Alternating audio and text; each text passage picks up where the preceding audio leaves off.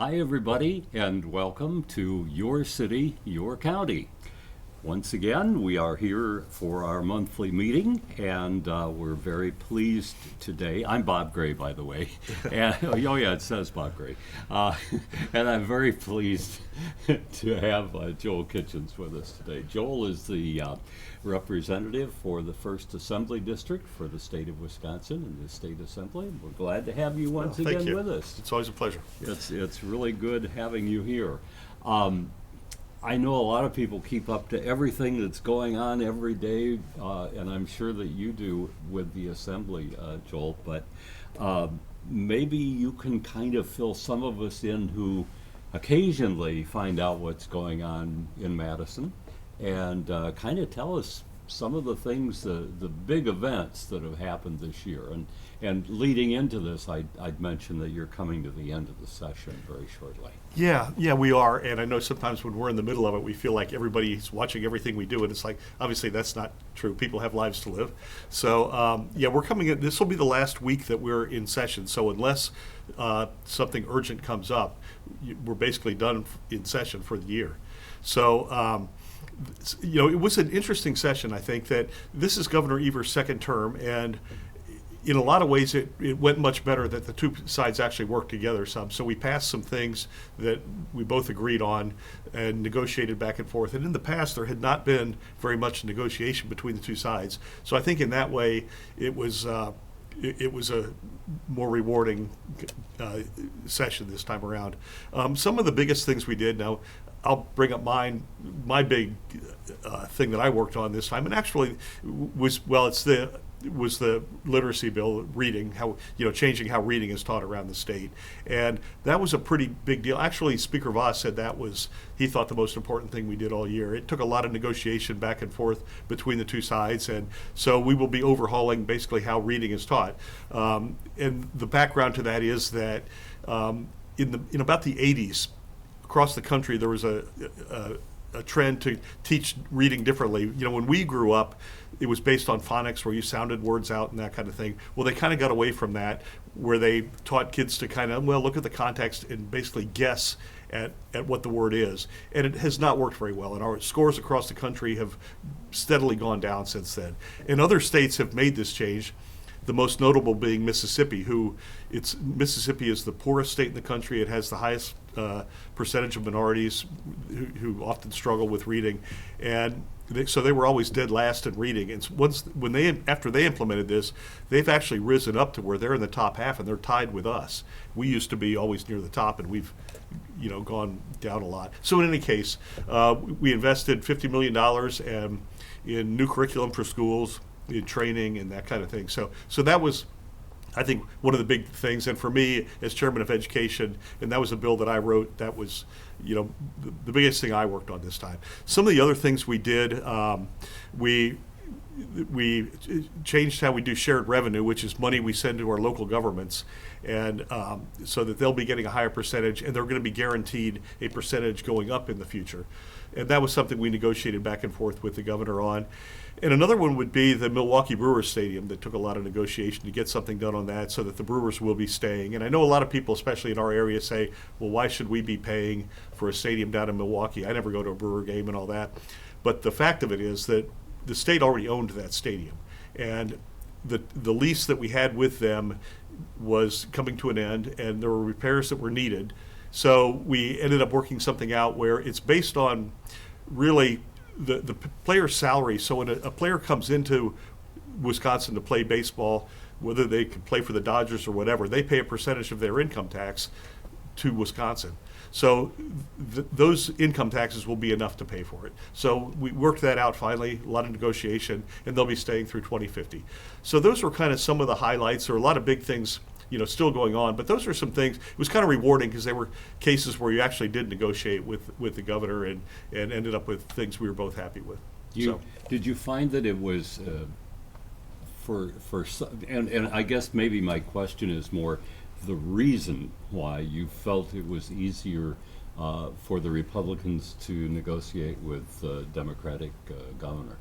Yeah, I think we found places where we both wanted to get things done.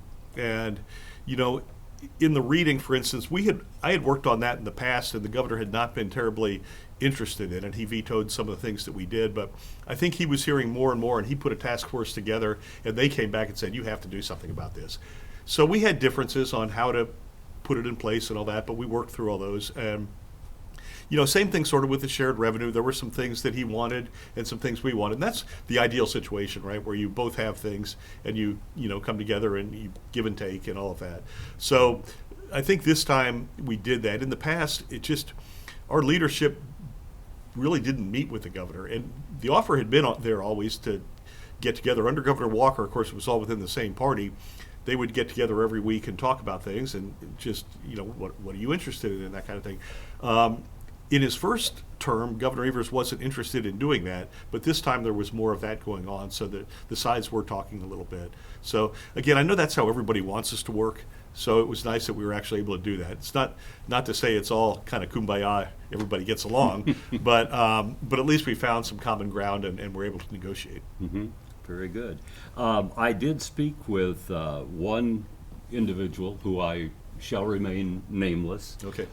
Several years ago, and was talking about his role in the government, and one of his comments was, I said, well, it's really important to negotiate. You really, I keep up the negotiations, and his reaction to me was, no, we don't negotiate. We're just out there to win, and. Yeah.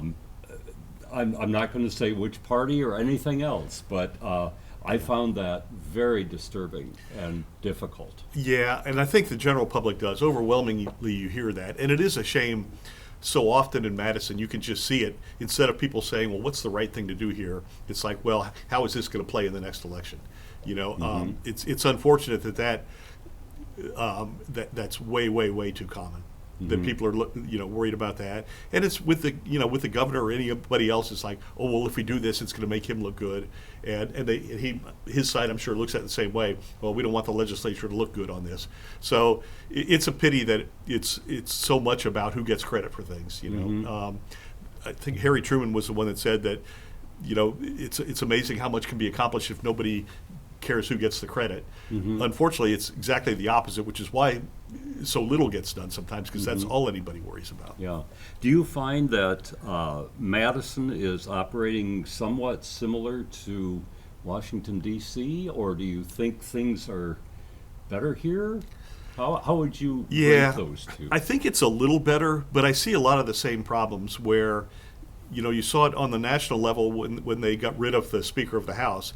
And the reason that happens is because you had a small percentage of the Republicans that didn't want him, but then that deprives them of the majority, so that he didn't have the votes. So we see the same thing sometimes, where a small percentage of the party can kind of run the agenda, because if they block together, then we don't have majority of the votes. So Mm-hmm. it gives inordinate power to the most extreme people. Sometimes is what Mm-hmm. happens, and I see that similarity very much.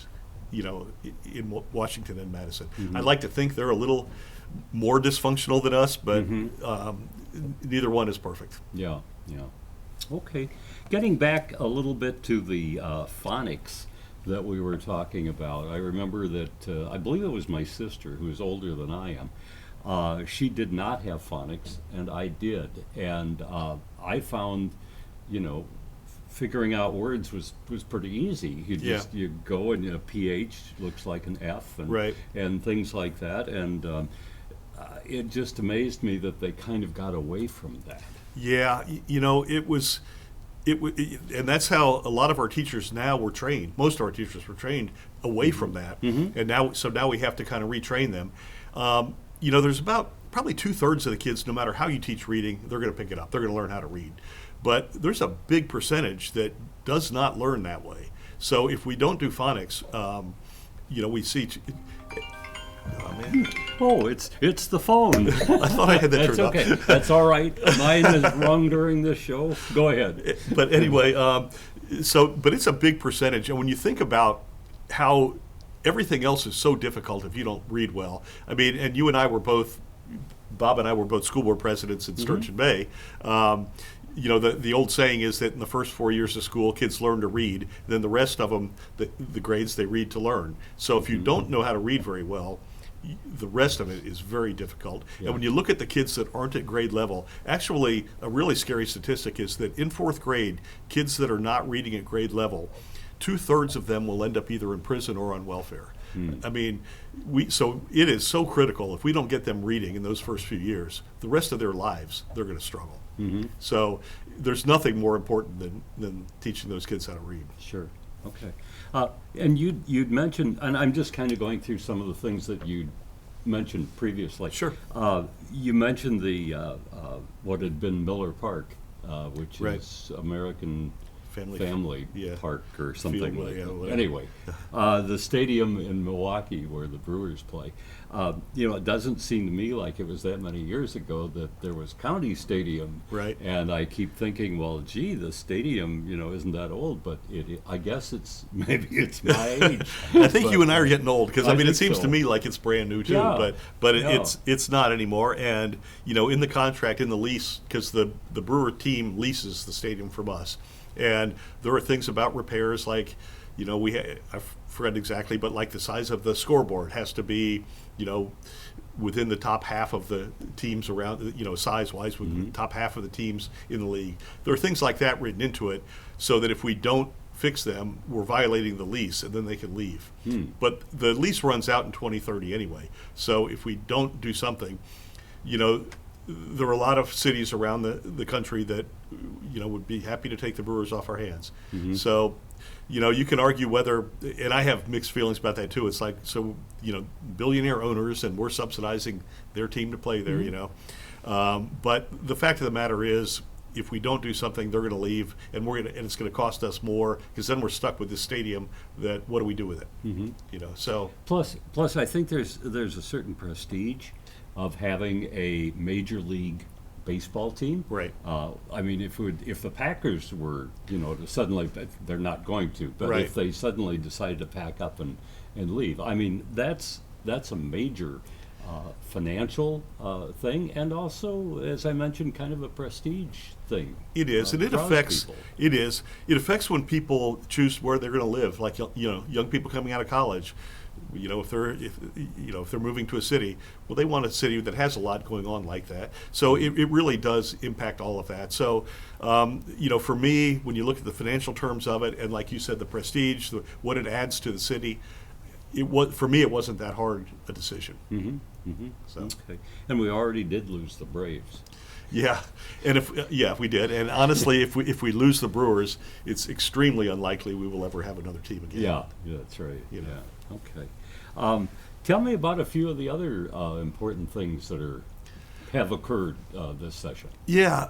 Well, right now, one of the big things we just voted on yesterday was a tax relief package for the state, and there are 4 different bills. It was divided up. There's one that's a middle class tax cut. There's one that, and this is one I'm co-author on, would be to make retirement income tax-free, Wisconsin income tax-free. And then the other 2, one's a child care tax credit, increasing that. We all know how important child care is, in bringing people into the workforce. It's just a major issue, and this would make it a little easier for families to be able to afford child care. And then the final one is, oh my goodness, my mind just went blank. Well, that happens to me a lot. Don't feel bad about it. It's a family tax credit, just so that married couples. We never want to have a tax code that discourages people from marrying, right? So it's a little more in that direction. I think that the governor will sign the child care tax credit. I'm pretty confident of that. I think he will sign the retirement tax relief thing, and I'll talk about that a little bit. That what it does is, for each individual, up to $75,000 worth of retirement income, whether it's a pension you're getting or an IRA or your own individual plan, up to $75,000 a year would be tax-free. So the reason that's important is that we have so many people that end up moving, especially to Florida, based on on tax rates. And even a couple of our neighbors, Illinois and Iowa, both now do not tax retirement. So I think it's really important for us in keeping our retired people in Wisconsin. They add so much to the community, and plus just the idea of having grandparents around their grandkids, and that they just add so much, and it's so advantageous for kids to be raised around their grandparents. But I meet so many people that choose to live a little over 6 months a year in Florida or wherever to avoid those taxes. So I think it is really important for us to do that, and I hope that we do. Would that start at a certain age, like 62 or 65. 65? Yeah, Okay. 65. So, Well, if I ever get to 65. yeah, I'll and be I know all- someday I'll be old too, right? Yeah. We can have a party together. Yeah, but I just, people, sometimes you'll hear people say, oh, people don't choose where to live based on taxes, but that's actually not true Yeah. if you look at it. The taxes with the states with the higher tax rates, California, New York, Illinois, Minnesota, they're all losing population pretty drastically, whereas the lower tax states, that's where they're moving. So it really does affect where people choose to live. So it's not really affected by the warmer weather and the Well, no, nicer that's a factor. conditions? It's certainly a factor. Oh, is that a factor too? Okay. But I think if All we right. if we do something like this, they will choose to, maybe they'll probably still go to Florida for a few months, but that's not gonna be their primary residence. Yeah, and that makes the difference too. If you're in a particular location for 6 months, Right. then you're a resident of that state. Right. So you might find more people Yeah, spending exactly. So 9 months. yeah, you if know, it's here. 6 months in a day, that's where your residence is. And this isn't just for rich people. Actually, talking about Sturgeon Bay School District, two of the married teachers that are now retired, I won't say their names, but one of them, right after this came out, he contacted me and he said, man, we've been looking for a condo in Florida, but if you guys pass this, we're not going to look anymore. So it really does impact the decisions people make, and we want to keep those people in the community. Both of them substitute teach, they volunteer at different organizations, and And they know the area. Right. They're very familiar with northeast Wisconsin and can help Yeah. the communities where they live. yeah. So I hate losing. Our senior citizens are a valuable asset. I hate losing them to other states. So that's why that's an important bill to me. So hopefully he signs that one. He has to make a decision in the next few days. So. Okay, all right. Well, he's got his plate full then too. Mm-hmm. He may know already. I don't know. Yeah, Who knows? He may. Probably does. Okay. Any other? And you'd mentioned also about getting more money into the communities, like for education and that sort of thing. Yeah. I know when you and I were on the school board in Sturgeon Bay many years ago, they put a block on how much you can raise the taxes and Right. that sort of thing. And that really became kind of a detriment to the schools. Is this going to help? That's the school funding thing. It's always a challenge. There still are the revenue limits, and our cities and towns have revenue limits as well. And that's always a challenge. And with the school funding, it's really the thing that hurts all of our districts around here is that almost all of them have declining enrollment. They're losing kids. Right. And the way the formula works, if you're losing kids, that really makes it a challenge, which is why I think essentially all of our districts in our area, in Door and Kewaunee counties, have gone to referendum.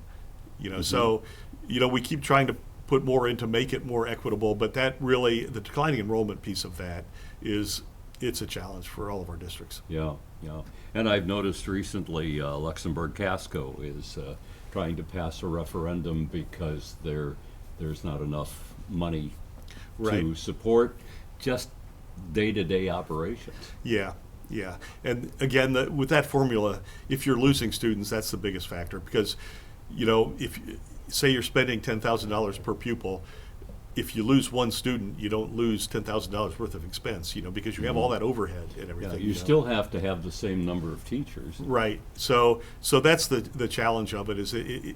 And I've worked on the formula and tried to make it more fair, but it's really difficult. And anything you change, there's going to be winners and losers, and makes it a challenge. Okay, very good. One of the things that is coming up, and I've noticed quite a bit of coverage on it, has to do with the maps. And I saw a recent statistic, actually earlier today, that you're going to be losing something like 69 people or something like that, and Andre Jacques is going to be gaining 2 people because the maps are kind of moving around. I've had a hard time understanding exactly what they're doing with the maps. Yeah. What are they doing with the maps? So, yeah, it's a really complicated issue, but every 10 years when the new census comes out, it's on, like, the latest one came out in 2020, and when that happens, the maps for our elections have to be adjusted so that they represent the same, so that we all represent basically the same number of people, right? So the Constitution says that the legislature will draw the maps, and then the governor has to approve them. Every 10 years we do that. So, the Republicans have been accused of, gerrymandering the maps, basically drawing them to their advantage. And, both parties have always done that to some extent. What the Constitution says is that the maps have to, first, like I said, you have to represent the same number of people. You have to draw maps that are as compact as possible. And you're supposed to respect municipal boundaries, so that, like in my case, it's pretty easy with the peninsula, first off. But like Door County, Kewaunee County, they're both kept whole, so that's the way it's supposed to be. But you do see it in some areas where a city gets split up, and that's really not what you're supposed to do. And they're also supposed to be contiguous, where you can't have, the main part of your district here and then another part that's not connected over here. They have to be kept together. So, we drew maps in 2021. We passed them. There was a challenge. It went in and going to the U.S. Supreme Court in that case, and they upheld our maps. Well, with the new justice, we elected Janet Protasiewicz last April, so that flipped the control of the Supreme Court from conservative to liberal. And so they took up the maps, and the basis for them taking up the maps was kind of, to be honest, it's kind of phony, because what they said was, well, these districts aren't contiguous. And the reason that was is because you have some municipalities that have annexed an area outside of their regular boundaries.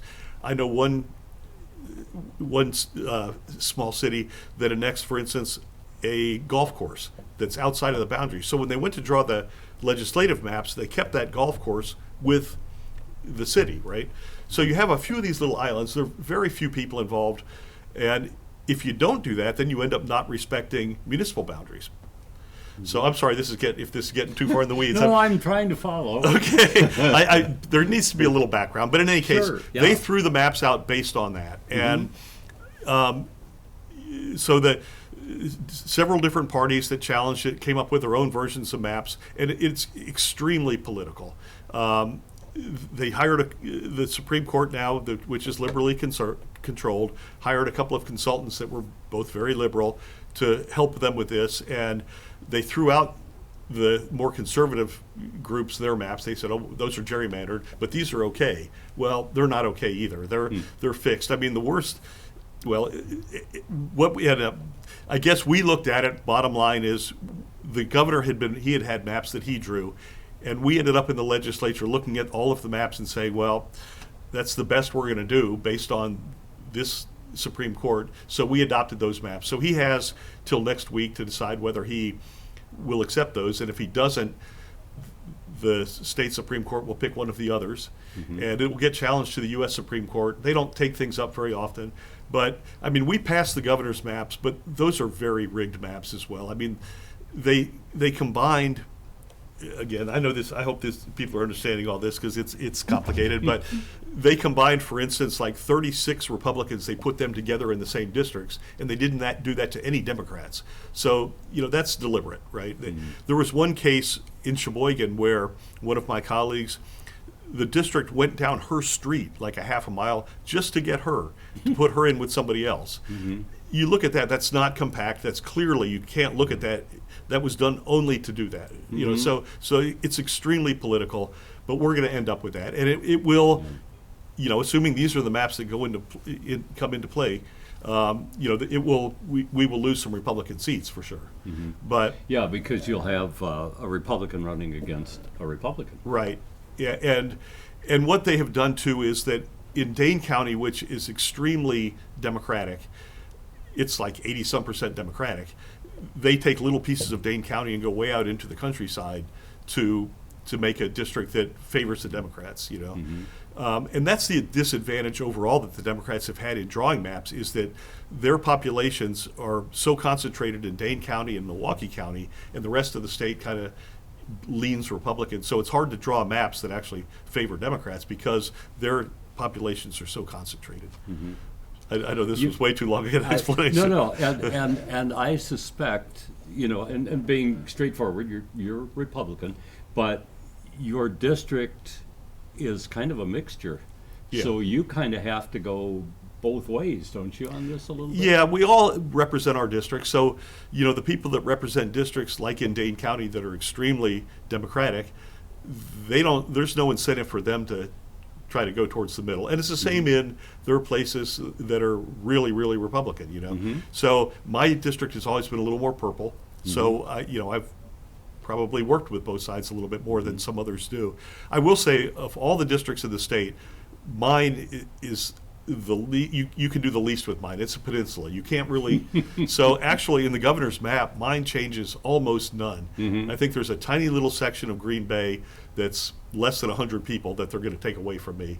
But other than that, I have Door and Kewaunee counties, and then I have 4 of the towns in Brown County, the northernmost towns, and you can't do much with that. So all of this affects me less than anybody in the state. So you can kind of do more what you like. Well, so honestly, I have stayed out of the map discussion with my colleagues because I think they would kind of resent me telling them what they should do when it doesn't really affect me.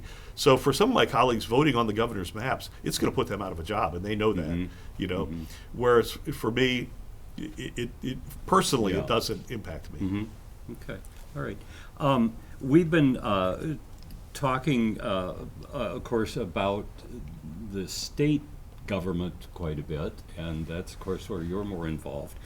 But in the federal government, we've seen that Michael Gallagher.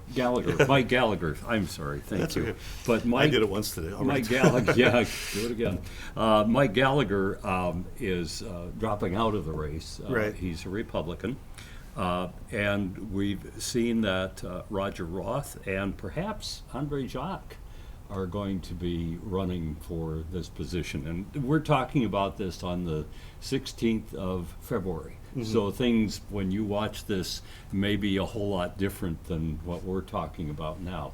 But how do you look at that? What's your reaction to that change? Yeah, I mean, I was surprised like everybody else, and I really like Mike. I think he's really become a star in the party in Washington. You know, even after he resigned, the Wall Street Journal had an article. When you consider 400 and whatever representatives, for them to write a big article on one person resigning, plus they had an editorial about it, saying how it didn't bode well for politics right now that such a star like that, a young star that everybody's thought has such a bright future, is deciding to step away, at least for a while. So I'm really sorry to see him go. I think the world of Mike. And I hope that he'll be. I hope he will re-enter politics. I think there's a good chance of that. I think if things settle down, it's just a tough time to be in politics right now. And as far as the people stepping forward, we will see. I know Roger Roth.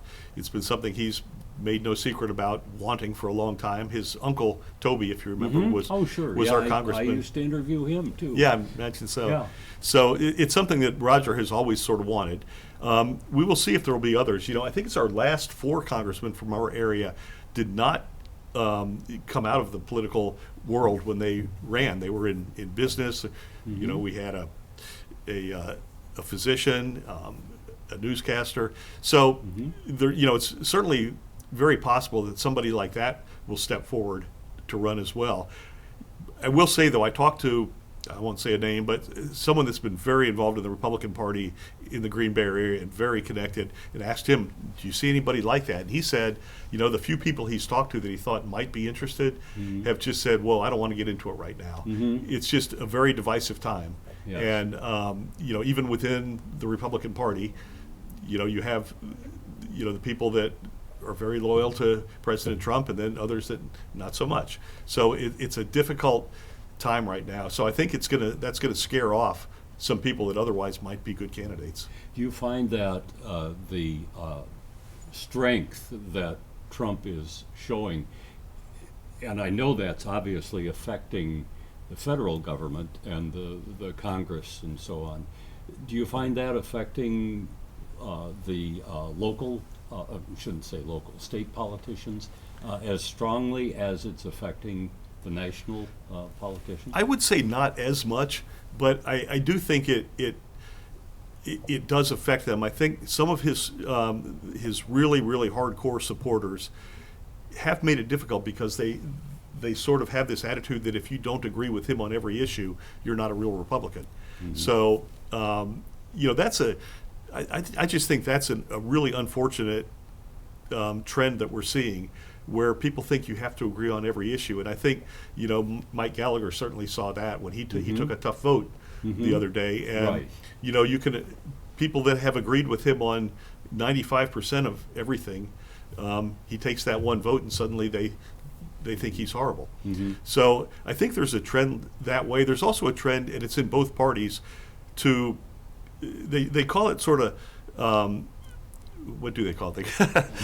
They've got a good name for there's it. If I can think of it, there's a good name. But no, but it's sort of this attitude that it's not, say I'm a Republican or I'm a Democrat, and it's not even so much about the policies that those parties stand for. It's about, like, that's my team. And it's almost like rooting for the Packers. We're good, they're bad, we have to win. Instead of just looking at it and saying, well, I can agree with them on this issue, but not on that issue, it becomes too much about that. I think there's too much of that right now. So anyway, that I got off on a tangent a little bit, but no. I think that's a question that so many people are having these days. That does one person control the whole party, or how does this work out? And it seems to me that as I recall, not getting into my political past or anything, but it's like Everett McKinley Dirksen would get together with the Speaker of the House or of the Senate, and they'd be from different parties, and they'd go out together and have a good time and resolve things. It just doesn't seem like that's happening. Yeah, it still happens to some extent, and honestly, it's like 90-some%. It's over 90% of the bills that we pass in Madison have bipartisan support. But of course, it's the small number that are strictly by party that everybody focuses on. Yeah. And I have some good friends that are Democrats, so it does happen more than maybe people think, but there still is a lot more ugliness out there now, I think, where there are just people that they think everybody that belongs to the other party is just evil. And that's really... I hate to see that. I really do. Yeah, and I do too. I mean, it's very difficult, and yeah. I think the general public, the general public understands that, and it's not the way they want it, but yet it proliferates. Yeah. Joel, we have covered the waterfront. Is there anything that we haven't covered that you'd like to mention? I think we covered a lot of the big issues right now. We've got this next week to get a lot of things done. I don't know when people will actually see this. That would probably be done by then. But there's still some issues that we're ironing out and finishing up, and go from there. Okay. Thank you so very much. Always a pleasure. Here. It's wonderful seeing you again, and we wish you the very best. Thank you. Thank you. We've been speaking with Joel Kitchens, who's the Assemblyman from the 1st District and of Wisconsin down in Madison. And that's going to do it for our show today of Your City, Your County, and we thank you for joining us today. You have a great day, have a good time, and we'll see you once again. Take care, everybody. Bye-bye.